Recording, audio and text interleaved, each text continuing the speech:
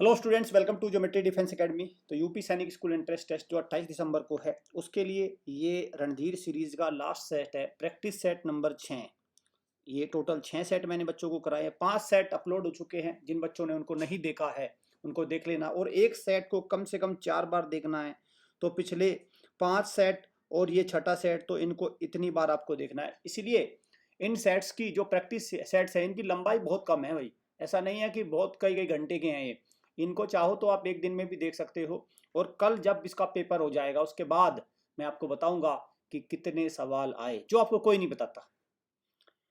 Exam से पहले आप नोट कर लो, भारत के तमाम जो ज्ञानी शिक्षाविद शिक्षक गण लोग हैं, वो सबसे पहले शुरुआत में एग्जाम से पहले बताते हैं बच्चों इनको पढ़ के चले जाना, आप टॉपर बन जाओगे, ठीक है। ठीक है। लेकिन बाद में मुझे समझ में नहीं आया किनको पढ़ के चले जाना जिनसे टॉपर बन। वे क्वेश्चन कौन से थे जो आपने बताए थे और आए थे वो एग्जाम में? बस ये एक ही आपको यूट्यूब प्लेटफॉर्म पर दिखाई दिया देगा। पहले भी आपको यही दिखाई देता रहा है कि हम बताते हैं कितने सवाल आए। तो ये 28 दिसंबर को होने वाले एग्जाम में कक्षा 6 और कक्षा 9 में मैं वो भी लेकर आऊंगा वीडियो भी, जिसमें बताऊंगा कि कितने सवाल इसमें से आए। ठीक है। टोटल बहुत ज़्यादा क्वेश्चंस मैंने बच्चों को नहीं कराए, क्योंकि उनको मैथ्स भी पढ़ना है, रीजनिंग भी पढ़ना है। मेरा उद्देश्य हमेशा कूड़ा करकट बच्चों के दिमाग में डालना नहीं रहता है।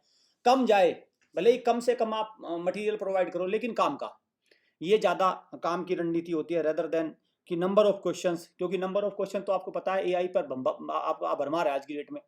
ज़रा सी देर में 10,000 क्वेश्चन निकाल के मैं दे दूंगा आपको। ठीक है, लेकिन उससे कुछ होने वाला नहीं है।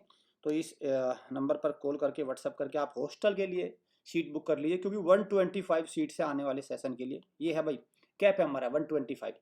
कारण इसका ये है क्योंकि हमें लिस्ट जारी करनी होती है कितने कितने बच्चे पेपर देने जा रहे हैं। तो ऐसे में अगर हमने अपने रिजल्ट को अच्छा नहीं किया तो फिर तो आपको पता ही है ना। तो ये इस बार का ये बच्चे हैं जो पेपर में बैठ रहे हैं यूपी सैनिक स्कूल में। अगर मैं देखूं तो ये 36 स्टूडेंट कक्षा 6 के हैं और 13 स्टूडेंट कक्षा 9 के हैं जो पेपर में बैठेंगे। और हमें हर साल जब हमारे नेक्स्ट ईयर का टारगेट 125 स्टूडेंट्स का है, तो हम उनकी भी लिस्ट डालेंगे। ठीक है, सबकी लिस्ट जारी कर देंगे पहले ही। ये एकेडमी ऐसी एकेडमी बन चुकी है जिसने शिक्षा का एक अलग ही मापदंड रख दिया, मतलब उसमें पूरी फेयरनेस ला दी है। ठीक है, पेरेंट्स कल को देखेंगे कि भाई यहाँ से कितना रिजल्ट आता है। अब देखिए, जैसे किसी पेरेंट्स को अपने बच्चे का एडमिशन कराना है, उसको फिर सोचना नहीं है। अगर कक्षा 6 का कराना है तो यहाँ से देख लेगा क्या इनका सिलेक्शन है, 9 का कराना है यहाँ से देख लेगा। दुनिया में, भारत में किसी एकेडमी का नहीं देख सकते आप, कुछ भी कुछ नहीं देख सकते। वो आपको बताएंगे मेरे 200 हो गए, आपको मानना पड़ेगा हाँ हो गए जी। वो बताएंगे मेरे 400 हो गए, हाँ आपको मानना पड़ेगा। फिर बाद में बोलेंगे 400 में ये करेंगे, 400 में यहाँ पॉइंट लगा के ये हो गए मेरे। देखने में तो 400 दिख रहा है, लेकिन है ये 4। ठीक। चलिए, तो आज का क्वेश्चन नंबर 1 आपके सामने है। Who is the current chief election commissioner? Bharat के मुख्य चुनाव आयुक्त अभी कौन है? तो मुख्य चुनाव आयुक्त है अभी ज्ञानेश कुमार। बहुत जरूरी है भाई क्वेश्चन, लगातार इलेक्शन हो रहे हैं। बिहार में इलेक्शन हुए थे अभी, अब बंगाल की तरफ चल पड़ी है बीजेपी और अदर पार्टीज।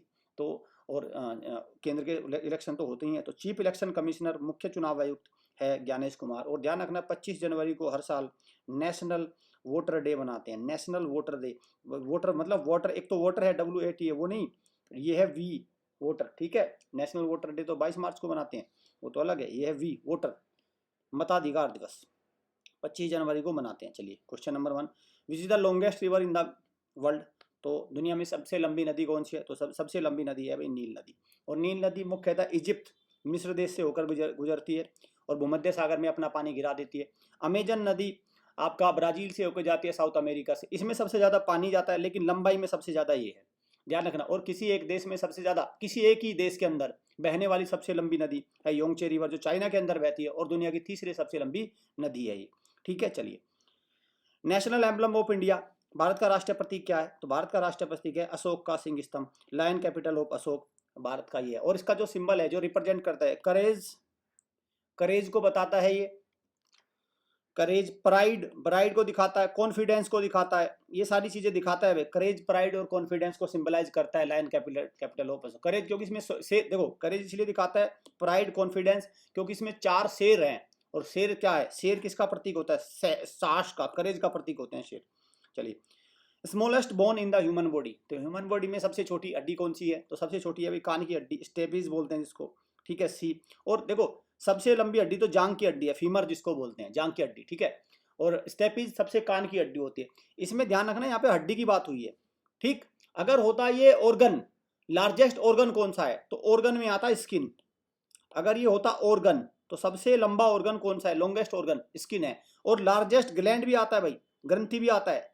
लार्जेस्ट ग्लैंड तो कौन सा है भाई, लीवर है, ठीक है। लार्जेस्ट ग्लैंड लीवर है, लीवर सॉरी, ठीक है।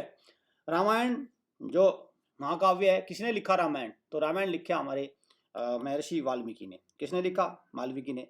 वेदव्यास ने तो महाभारत और गीता की रचना की, महाभारत और गीता की रचना।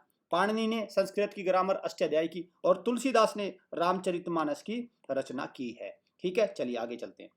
चिल्ड्रंस डे, बाल दिवस भारत में कब मनाया जाता है, तो भारत में बाल दिवस मनाया जाता है 14 नवंबर। 14 नवंबर को मनाते हैं बाल दिवस। 5 सितंबर को टीचर्स डे मनाया जाता है, नेशनल टीचर्स डे। 24 अक्टूबर को यूएनएन डे मनाया जाता है। 29 अगस्त को नेशनल स्पोर्ट्स डे मनाया जाता है, राष्ट्रीय खेल दिवस, ठीक है। ये चीजें आपको बिल्कुल हमने करा भी रखी है। नेशनल टेक्नोलॉजी डे कब मनाया जाता है, देखो नेशनल टेक्नोलॉजी डे मनाया जाता है 11 मई को, हर साल मनाया जाता है 11 मई को। क्यों, क्योंकि भारत ने इस दिन सफल परमाणु परीक्षण किया था, भारत परमाणु शक्ति बन गया था। 11 मई 1998 को अटल बिहारी वाजपेयी जो हमारे प्रधानमंत्री थे, उनके नेतृत्व में भारत ने परमाणु परीक्षण किया, सफल रहा। और भारत ने ऑपरेशन शक्ति एक मिशन चलाया था, उसके थ्रू परमाणु परीक्षण के लिए जो परीक्षण होता है उसको किया, और भारत परमाणु महाशक्ति बन गया था। तो 11 मई 1998 को। तो ये भी आ जाता है, कहाँ पे किया था, पोखरण में किया था। पोखरण कहाँ है भाई, राजस्थान में है, पोखरण राजस्थान में। इससे पहले भी भारत ने पहला परमाणु परीक्षण किया था, न्यूक्लियर टेस्ट किया था। वो कब किया था भाई, वो किया था भाई आपका मई 18 1974, मई 18 1974 में, लेकिन वो सफल नहीं हुआ था। ऑपरेशन स्माइलिंग बुद्धा, क्या नाम था उसका, स्माइलिंग बुद्धा उसका नाम था ऑपरेशन का, ठीक है। स्माइलिंग बुद्धा मई 18 1974 में किया था, लेकिन वो सफल नहीं हुआ था। और फिर ऑपरेशन शक्ति के तहत 11 मई 1998 को भारत सफल हुआ, और भारत परमाणु महाशक्ति बन गया। 5 जून को वर्ल्ड इन्वायरमेंट डे बनाता है, पर्यावरण दिवस। 23 अगस्त को भी बनाते हैं, नेशनल स्पेस डे बनाते हैं भाई, भारत में नेशनल स्पेस डे बनाते हैं 23 अगस्त को, क्लियर। चलिए इंपॉर्टेंट है, ये बहुत नया डे है। Which of the following is terrestrial planet, ऐसा कौन सा प्लेनेट है जो स्थलीय प्लेनेट है। देखो प्लेनेट दो प्रकार के, गैसियस जिनको जोवियन प्लेनेट बोलते हैं, जोवियन, और एक होता है टेरेस्ट्रियल प्लेनेट। तो 4 हैं जोवियन प्लेनेट, 4 है गैसियस। जो देखो ये एक्रोनिम है, MVEM JSUN, my very efficient mother just served us nuts, ये है। तो जो ऊपर के 4 है ना, मरकरी, वीनस, अर्थ, मार्स, ये तो है भाई आपका टेरेस्ट्रियल प्लेनेट। और जो नीचे के हैं ये 4 है आपका जोवियन प्लेनेट, या गैसियस प्लेनेट भी इनको बोलते हैं, GASEOUS, गैसियस प्लेनेट। जोवियन का मतलब गैसियस प्लेनेट, ठीक है।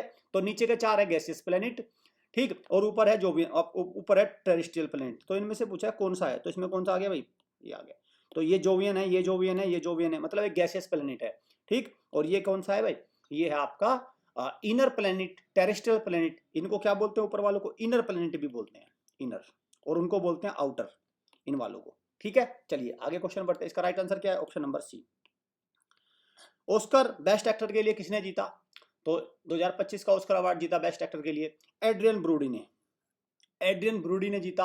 और मूवी का नाम भी ऐसा ही है, ब्रूडी से, बी से ब्रूडी, बी से brutalist, TA brutalist, the brutalist, ठीक है। द ब्रूटलिस्ट मूवी है, ब्रूडी है आपका एक्टर, इन्होंने जीता बेस्ट एक्टर अवार्ड ऑस्कर। और ये ध्यान रखना, सिविलियन जो मर्फी है भाई, इनको भी याद रखना, इन्होंने 2024 का जीता, 2024 का जो जीता सिविलियन मर्फी ने जीता। और इनकी मूवी का नाम था ओपनहेमर, ठीक है भाई, ओपनहेमर मूवी थी, इसके लिए जीता इन्होंने, ठीक है। ओपनहेमर के लिए जीता क्या इन्होंने, सिलियन मर्फी ने, 2024 का ऑस्कर। लेकिन 2025 का एड्रियन ब्रोडी। जो भी क्वेश्चन आएगा उस हिसाब से मार्क करना है, 25 पूछा जाता है 25, 24 पूछा जाता है 24, क्लियर। चलिए नोबेल पीस प्राइज 2024 किसने जीता, क्योंकि देखो जब ये पेपर सेट होते जरूरी नहीं है कि, देखो जो नोबेल प्राइज मिलते हैं वो 10 दिसंबर को मिलते हैं, ठीक है। अब जरूरी नहीं है कि वो पेपर 10 दिसंबर को ही बना, पेपर पहले बन गया हो। तो 2024 का शांति का पुरस्कार पूछा जाने की पूरी संभावना है, ठीक है। तो वो कब है भाई, वो है आपका, वो मिला निहान हिंडन को, जापानीज ऑर्गेनाइजेशन, इसको याद करिए भाई, ठीक है, ये ज़्यादा इंपॉर्टेंट है। नोबेल पीस प्राइज ये जापान का ऑर्गेनाइजेशन है जिसने शांति के लिए परमाणु डिसआर्मामेंट, परमाणु जो हथियार है उनको ना बनाए, उसके लिए काम किया। इसके लिए निहान हिंडाल्गो को, जापानी संगठन है, उसको मिला नोबेल पीस प्राइज 2024। अब तक सबसे ज्यादा बार मिल चुका है इंटरनेशनल रेड क्रॉस को, ठीक है। हेनरी डोनाल्ड इसके क्या हैं, इसके अध्यक्ष थे। इन्होंने इसकी स्थापना की। तो सबसे ज़्यादा बार इस संस्था को आज तक नोबेल प्राइज़ मिला। सबसे यंगेस्ट अगर किसी को नोबेल प्राइज़ मिला है तो वो है मलाला यूसुफजई, शांति के लिए मिला था, और यूनाइटेड नेशन को अब तक एक बार भी नोबेल प्राइज़ नहीं मिला है। क्लियर? इन रोल नंबर को आप नोट कर लीजिए, ये 36 रोल नंबर पेपर देने जा रहे हैं। मेरा मानना है इस लिस्ट जारी करने का पता है सबसे पहले उद्देश्य क्या है? मैंने ये जब लिस्ट जारी किया, हमारी टीम ने जारी किया, उसका उद्देश्य है कि पेरेंट्स अक्सर खोए से रहते हैं, गुम से हो जाते हैं, उनको यही नहीं पता चलता कौन सा संस्थान कैसी तैयारी करा रहा है बच्चों को।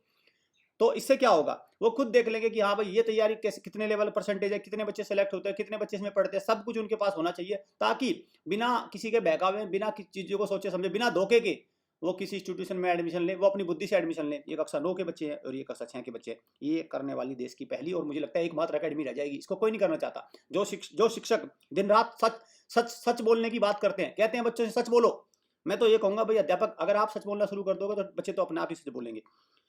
Who is the first Indian to go international space station? यहाँ ध्यान रखना भाई, इंटरनेशनल स्पेस स्टेशन है, ठीक है, तो कौन है भाई? उस पर जाने वाले पहले भारतीय हैं शुभांशु शुक्ला।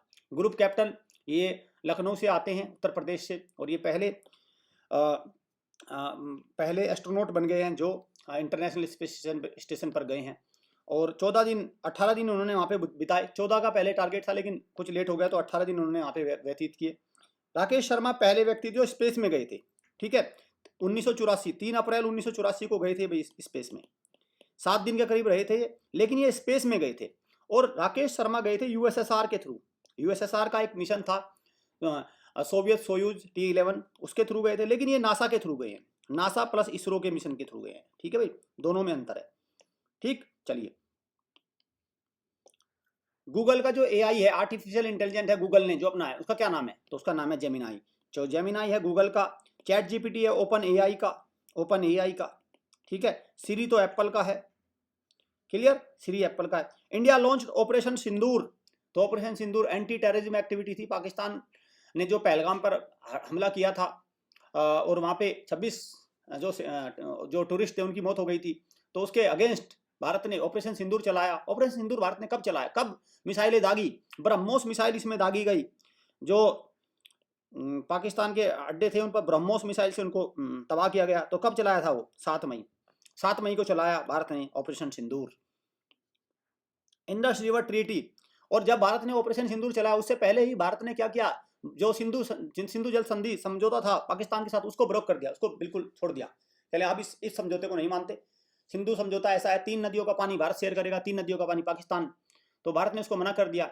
ये समझौता हुआ था, ये 1960 में हुआ था, मैं बता दूं आपको, 1960 में हुआ था। लेकिन भारत ने पाकिस्तान के साथ ये समझौता किया था, इंडस वाटर ट्रीटी, ये भारत और पाकिस्तान के बीच हुआ था, इंडिया एंड पाक, ठीक है, 1960 में। लेकिन इसका जो बीच में दलाली जिसने की थी, कहा भाई मैं तुम्हारा समझौता कराऊंगा, वो कौन था भाई? ठीक है, ब्रोकरिंग मतलब दलाली जो किसी जिसने मध्यस्थता की थी एक प्रकार से, वो कौन सा ऑर्गेनाइजेशन था? तो वो था भाई आपका वर्ल्ड बैंक। वर्ल्ड बैंक की अध्यक्षता में ये हुई थी। और वर्ल्ड बैंक का जो हेडक्वार्टर है वो कहाँ है? Washington DC. इसका भी IMF का भी वाशिंगटन डीसी है।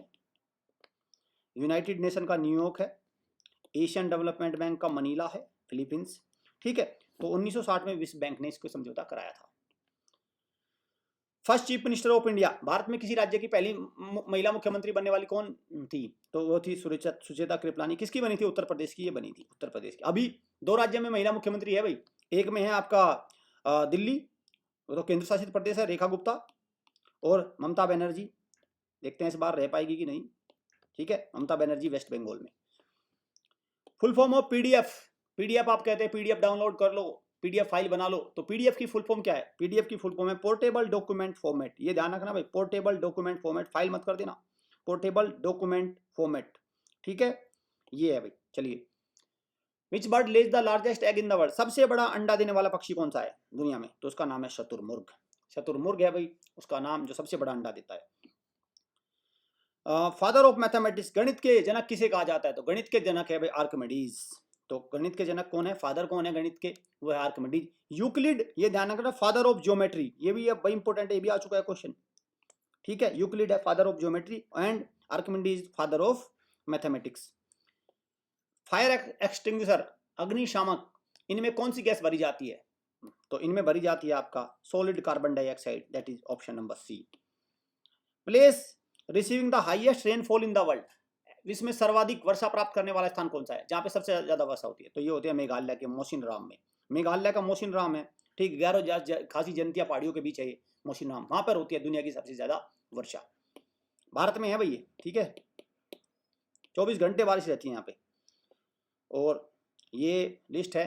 भारत की सबसे क्लीन रिजल्ट देने वाली एकेडमी कौन सी बन गई है? वो बन गई है ज्योमेट्री डिफेंस एकेडमी। ये भी क्वेश्चन आप तैयार कर लीजिए दिमाग में, अगर आपको अपना शानदार तैयारी करानी है पेरेंट्स को, अपने बच्चों को अच्छा माहौल चाहिए पढ़ने का, तो ये है। 36 बच्चे पेपर देने जा रहे हैं और 13 स्टूडेंट्स पेपर देने जा रहे हैं। अब किसी एकेडमी का रिजल्ट बच्चे देख पाएंगे, पेरेंट्स देख पाएंगे। अब तक तो ये था, एकेडमी वाले ने कहा मैंने तो करा दिए, सारे के सारे टॉपर बना दिए, पता कुछ नहीं कि कितने में से कौन किसको क्या, कुछ नहीं पता। नेशनल फ्लैग की जो डिजाइन है वो किसने बनाया किया था उसको डिजाइन? तो वो किया था पिंगाली वेंकैया ने। और देखिए हमारा नेशनल फ्लैग ऊपर सैफरन कलर है, ठीक, नीचे बीच में व्हाइट है, नीचे आपका ग्रीन है। सैफरन कलर करेज को दिखाता है, साहस को, ये आपका सत्य को दिखाता है, और नीचे सत्य और शांति को, और ये नीचे आपका हरियाली और जो आपका तरक्की, ग्रोथ, उसको दिखाता है ये नीचे वाला, ठीक है, फर्टिलिटी एक प्रकार से उसको ये शो करता है। ये बीच में अशोक चक्र है जिसमें 24 स्पोक्स हैं, बताती हैं कि एक दिन में 24 घंटे होते हैं। तो ये हमारा नेशनल फ्लैग का डिजाइन है। और ध्यान रखना जो रेशो होता है, ये लंबाई का और जो इसकी ऊंचाई का रेशो है 3:2, इसको भी ध्यान रखना, हमेशा 3:2 में मिलेगा ये, ठीक है। 22 जुलाई को झंडा दिवस हम मनाते हैं, नेशनल फ्लैग डे बनाते हैं 22 जुलाई, ठीक। चलिए, चीफ मिनिस्टर ऑफ बिहार 10वीं बार मुख्यमंत्री बन गए, और किसी भी भारत में सबसे ज्यादा बार मुख्यमंत्री बनने वाले चीफ मिनिस्टर हो गए हैं, व्यक्ति हो गए हैं, कौन है? नीतीश कुमार, बिहार में, ठीक है, नीतीश कुमार। और नीतीश कुमार कौन सी पार्टी से आते हैं? नीतीश कुमार आते हैं जदयू, मतलब जनता दल यूनाइटेड।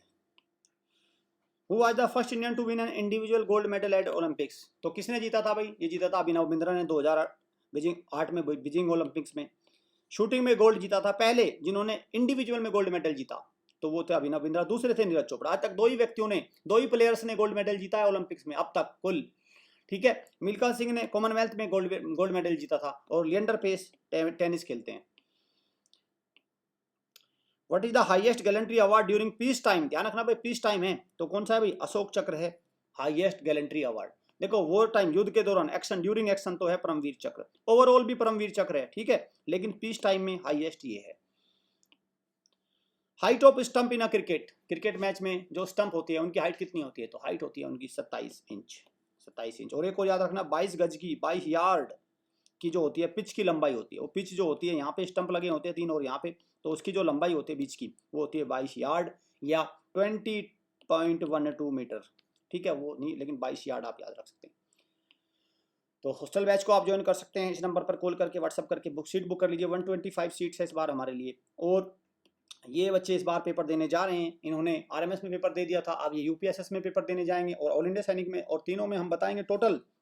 देखो टोटल ज्योमेट्री डिफेंस एकेडमी से 80 बच्चे के लगभग पेपर देंगे तमाम एंट्रेंस टेस्ट में, और हमारा टारगेट है 50+ से ज्यादा हम सिलेक्शन करा के भेजेंगे, और बता के और दिखा के, और इसको पेरेंट्स देख पाएंगे। ऐसा नहीं कि हम बताएंगे, बताने वाले तो ऐसे ही बताएंगे कि हमने 500 करा दिए, कोई कहेगा 600, कोई कहेगा हमने सारे भारत के हमने करा दिए। भाई इससे बात नहीं बनेगी, पेरेंट्स उसको देख पाएंगे या नहीं, ये जरूरी है। जैसे ये 36 बच्चे पेपर देने जा रहे हैं, इनमें से क्या सिलेक्शन हो, कितने बच्चे सिलेक्शन लेंगे, ये तो खुद पेरेंट्स देखकर हमें बताएंगे कि आपका रिजल्ट कैसा रहा। 13 स्टूडेंट्स देने जा रहे हैं कक्षा 9 के लिए, तो पेरेंट्स बताएंगे कि हमारा रिजल्ट कैसा है। और मैं मानता हूं ये सबसे एक्यूरेट रिजल्ट होगा भारत का, ठीक है। अब तक तो क्या होता है, अब तक कोई भी एकेडमी क्या कहती है, जैसे उनसे पूछो आपका रिजल्ट कैसा रहा, कोई कह सकता है हमारा रिजल्ट घटिया रहा। आप खुद सोचिए, अगर आप किसी भी दुकानदार के पास कोई भी सामान लेने जाए, कुछ भी, किसी प्रकार का कहीं भी, और आप उनसे पूछिए आपकी ये चीज कैसी है, वो कह देगा बेकार है, कह देगा, बस सब कहेंगे बढ़िया है बढ़िया है। लेकिन जैसे ही आप उसको यूज करते हो तब पता चलता है आपको बेकार है कि बढ़िया है। तो ऐसे ही अब हमें नहीं बताना हमारा रिजल्ट कैसा है, हम तो ऑब्वियस सी बात है अच्छा बताएंगे, लेकिन नहीं,